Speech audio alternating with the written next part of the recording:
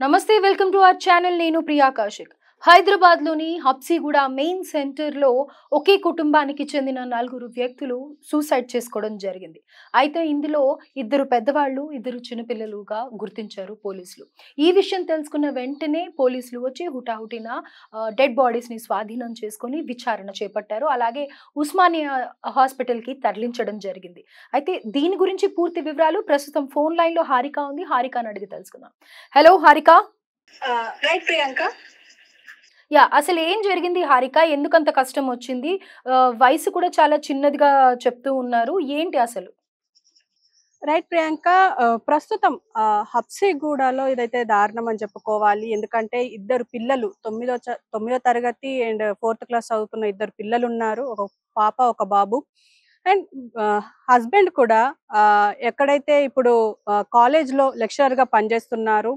అయితే దాదాపు అర్ధరాత్రి సోమవారం నైట్ ఈ సంఘటన జరిగిందని చెప్పుకోవాలి. ఎందుకు అనంటే ఆహ్, మొత్తం మీద ఆయన పాకెట్‌లో ఒక లెటర్ దొరికింది. ఆ లెటర్ ఆధారంగా తెలుస్తుంది ఏంటి అంటే ఆయనకి మానసిక అండ్ ఆరోగ్యపరంగా సమస్యలు ఉన్నట్టు తెలుస్తుంది. పైగా అతనికి సంబంధించి ఇప్పటివరకు అంటే ఆర్థిక ఇబ్బందులు కూడా ఉన్నట్టయితే తెలుస్తుంది. సో, ప్రస్తుతం మనమైతే ఇక్కడే ఉన్నాము. ఇక్కడే 3rd ఫ్లోర్‌లో చూడొచ్చు. ఈ 3rd ఫ్లోర్‌లోనే వీళ్ళు సూసైడ్ చేసుకోవడం జరిగింది. అయితే ఈ సూసైడ్‌కి కారణం మాత్రం ఆయన జేబులో ఉన్న ఒక లెటర్ ఆధారంగా అయితే పోలీసులు చెప్తున్న ఇదే. అయితే వేరే మార్గం లేక చనిపోతున్నాం క్షమించండి అని చెప్పేసి ఆయన లెటర్‌లో ఉంది. మా చావుకు ఎవరు కారణం గాదు. కెరీర్, మానసికంగా, శారీరకంగా ఎన్నో ఇబ్బందులున్నాయి. ప్రస్తుతం అంటే ఈ ఉస్మానియా హాస్పిటల్‌కి వీళ్ళని బాడీస్‌నైతే తీసుకెళ్లారు. మరి పోలీసులు ఇంకా దర్యాప్తులో ఇంకా తేల్చాల్సి ఉంది. మరి దీనిపైన ఏమైనా అనుమానాలు ఉన్నాయా అనంటే మాత్రం ఖచ్చితంగా లేవనే చెప్తున్నారు.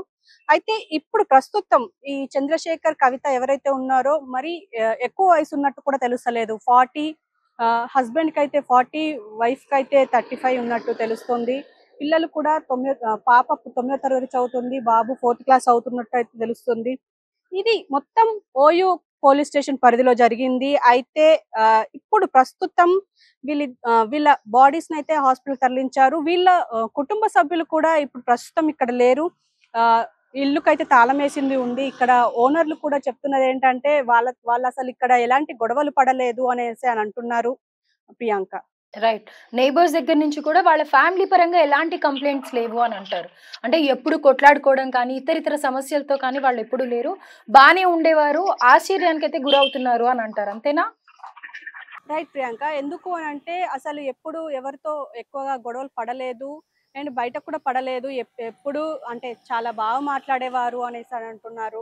పిల్లలు కూడా మంచిగా కలుపుగోలుగా ఉండేవారు అని అంటున్నారు. స్కూల్‌లో ఫస్ట్ క్లాస్‌లో చదివే పిల్లలు వీళ్ళిద్దరు. కానీ సడెన్‌గా ఏమైందో ఏమో పిల్లలిద్దరికీ విషం ఇచ్చి చంపి వాళ్ళిద్దరూ చనిపోయారా లేదా అని నిర్ధారించుకున్న తర్వాతే కవిత అండ్ చంద్రశేఖర్ రెడ్డి ఒకే ఒకే గదిలో ఉరివేసుకున్నట్టయితే తెలుస్తుంది. మరి నైట్ అయితే దీనిపైన చాలా అనుమానాలుండే. అసలేం జరిగింది? ఏం జరిగింది అని. కానీ ఎప్పుడైతే అతని చంద్రశేఖర్ పాకెట్‌లో లెటర్ దొరికిందో, ఆ లెటర్‌తో కొంచెం నిర్ధారణ అయితే అయింది. కానీ ఇంకా పోలీసులు అనుమానాలైతే వ్యక్తం చేస్తున్నారు. మరి ఇంకా ఏం జరుగుతుందనేది ఖచ్చితంగా ఎదురు చూడాల్సిందే ప్రియాంక. రైట్. సో, పిల్లలకి విషం ఇచ్చిన తర్వాత వాళ్ళు చనిపోయారో లేదో గమనించుకొని వాళ్ళు చనిపోయారని తెలిసాక వీళ్ళు సూసైడ్ చేసుకోవడం జరిగింది అని అంటున్నారు. Right. Right. Thank you Harika.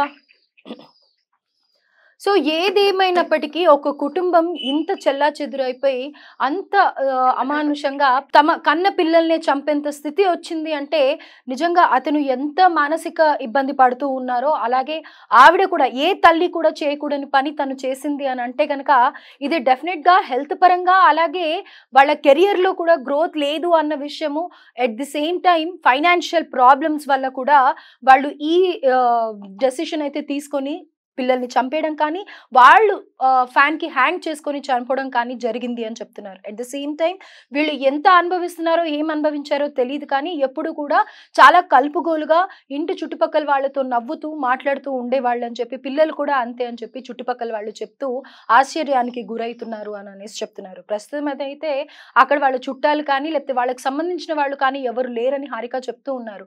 So, అంటే ఫైనాన్షియల్ ప్రాబ్లమ్స్ ఇవాళ కాకపోతే రేపు తీరిపోతాయి. కానీ హెల్త్ వైజ్ ఆయనకి డయాబెటిస్ ఉండడం కానీ, లేకపోతే నరాల వీక్‌నెస్ కానీ, లేకపోతే హెల్త్ వైజ్ సరిగ్గా ఉండట్లేదు. నాకు 42 ఇయర్సే అన్న దీంట్లో ఒక్కొక్కసారి హెల్త్ వైజ్ ఏమవుతుంది అనంటే గనుక డిప్రెషన్‌కి గురయ్యే ఛాన్సెస్ ఎక్కువగా ఉంటాయి.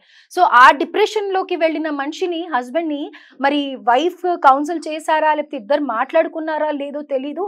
అది భరించలేని స్థితి, అప్పులన్నీ చుట్టుముట్టాయి అన్న దీంట్లో ఆహ్, ఏది తేల్చుకోని స్థితిలో వీళ్ళైతే ఈ సూసైడ్ చేసుకున్నారు అని అనుకోవచ్చు. కానీ ఏదేమైనా గానీ అట్ లాస్ట్ ఎంత కష్టం వచ్చినా గానీ దానికి కూడా ఒక సొల్యూషన్ అనేది ఉంటుంది. మరి వాళ్ళ పరిస్థితిలో ఈ సమస్యకి ప్రాబ్లమ్ లేదు అని వాళ్ళు నిర్ణయం చేసుకొని, వాళ్ళది వాళ్ళే ఇంత ఘోరమైన నిర్ణయం తీసుకొని పిల్లల బంగారు భవిష్యత్తు 40 సంవత్సరాలు, 42 సంవత్సరాలు అతనికి అని అంటున్నారు. ఎట్ ద సేమ్ టైమ్ ఆ లేడీ కూడా 35 ఇయర్స్ అంటే వాళ్ళు చాలా చిన్న ఏజ్ అని చెప్పుకోవచ్చు. ఇప్పుడిప్పుడే ఇంకా ఎంతో మంది 50 ఏళ్ళకి, 60 ఏళ్ళకి కూడా ఇల్లులు కట్టుకున్న వాళ్ళున్నారు, సెటిల్ అయిన వాళ్ళున్నారు. దేనికైనా టైం పడుతుంది. కానీ వీళ్ళు మానసికంగా ఏం సంఘర్షణ గురవుతున్నారు అనేది ఎవరికీ తెలీదు. అట్ ద సేమ్ టైమ్ ఆయన ఒక కాలేజ్‌లో లెక్చరర్, జూనియర్ లెక్చరర్‌గా వర్క్ చేస్తూ ఉన్నారు. అలాంటప్పుడు ఒకళ్ళకి చెప్పే స్థితిలో ఎంతో మంది పిల్లలుంటారు. వాళ్ళ బంగారు భవిష్యత్తుని తీర్చిదిద్దేదే మాస్టర్. అదేంటి తల్లి, తండ్రి, గురువు అని అంటారు. దైవం అని అంటారు. గురువుది ఎంతో ప్రాముఖ్యతమైన ప్లేస్ ఉంటుంది. అలాంటి గురువే ఇంత డిప్రెషన్‌కి గురయ్యారు అనంటే గనక నిజంగా ఇదంతా పోలీస్ విచారణలో తెలిస్తే కానీ